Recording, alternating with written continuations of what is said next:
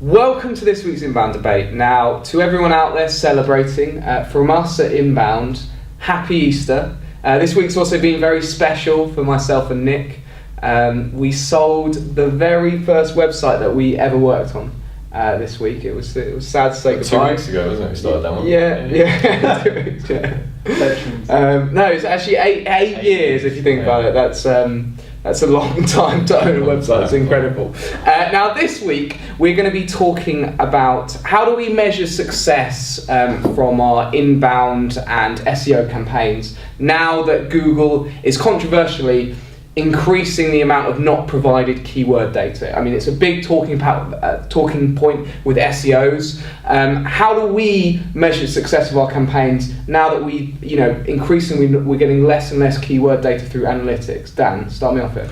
I mean, first of all, I think you still can actually take an awful lot from keyword data provided. I know that it's in certain markets it's very low now, particularly in our market. But I think you can still absolutely see trends, although those trends can be corrupted a little bit. The more that kind of Google strong arms people into using Google Plus, that can corrupt those trends a little. But you can still take a lot from it. I think if you absolutely need, if you really need to drill down into that sort of that hard keyword data, I think you can still retrieve an awful lot of the data that's lost if you're comfortable using Webmaster Tools. If you can go in there, go into search queries, find kind of top landing pages, go into those, see the search queries that you're not only getting clicks for, but impressions as well. That's really, really important. You can retrieve an awful lot of that data. I think for most people, what's more sensible is to identify what landing pages represent the most valuable traffic for you, and use those then to see how they're performing over time. What about you, Nick? I really don't like the direction keyword data's gone. I think it's really bad for webmasters, and I think every webmaster would agree. The only people that don't agree is Google. But that's the point, right? So everyone's in the same boat, so it's not a competitive disadvantage. No, but it's a competitive. It's a barrier to entry to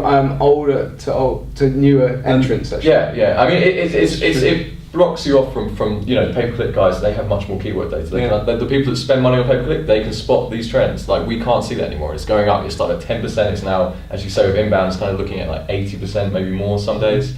So I think keyword data is a real mess. I would just wish Bing would bring out their own analytics package, but obviously Google blocks all that from happening. So I think the best way is landing pages. I think the biggest impact it's had on is e-commerce, where you could actually tie specific amounts of money to a keyword, which was hugely valuable. It's not so valuable anymore. But to get around it, I think landing pages really good.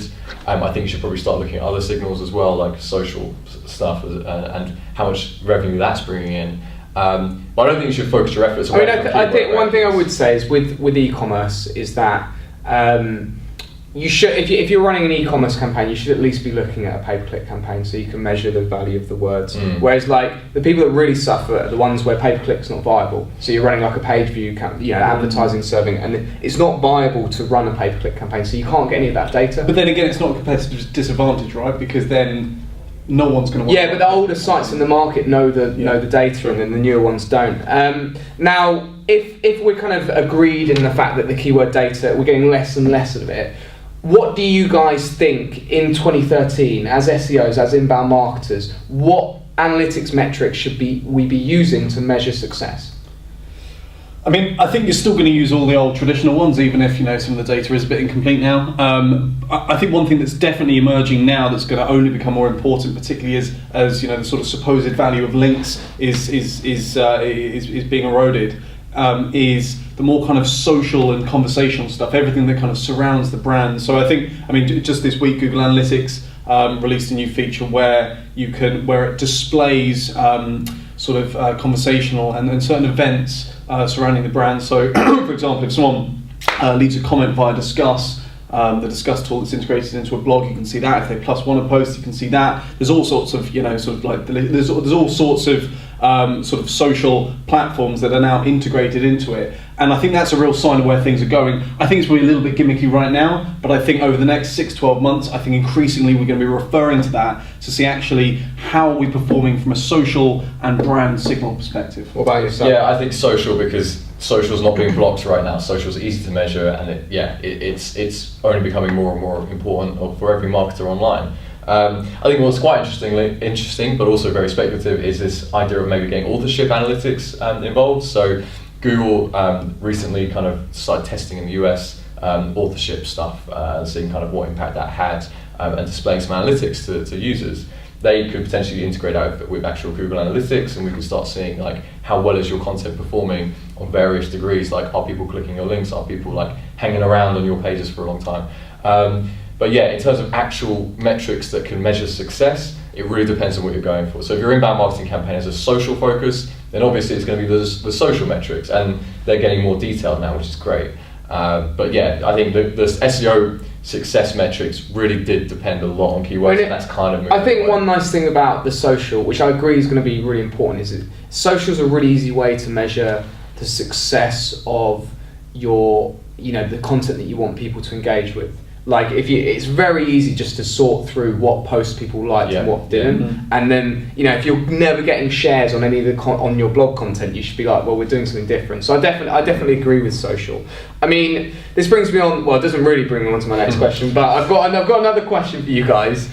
What is the most useless analytics metric ever analysed by anyone? Me? Yeah, Nick. Go on. Yeah. Okay. I think it's right under your nose. I think the most useless analytics metric is actually just the all visits one. The first graph you get when you log into analytics, right there in front of you, is a metric that no one uses. Like, who actually uses I use it because it makes my visits look well, yeah. Keep going back every session and If I'm upping those feeling bad pages. about things, that's all I use. Yeah, I mean, you can. And I visit the site first of all, just to give a little boost. Exactly. Well, that's the thing. There's so much noise. It's not even worth looking at.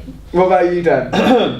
Well, weirdly, the metric that I think is probably the most useless is also the one that I find the most fascinating, which is the sort of real-time data. I don't think it's unlikely to have sufficient data really for you to draw sort of concrete conclusions, but I just find it really, really exciting. I feel like I'm watching. I've just got this mental image of you having a hard Friday at work, and you come home, you put some sweats on, get a beer, a pizza, Chill just out. sit at your computer Just watching visitors, other just people like, go through your website. That's and my life. Another page view. Yeah.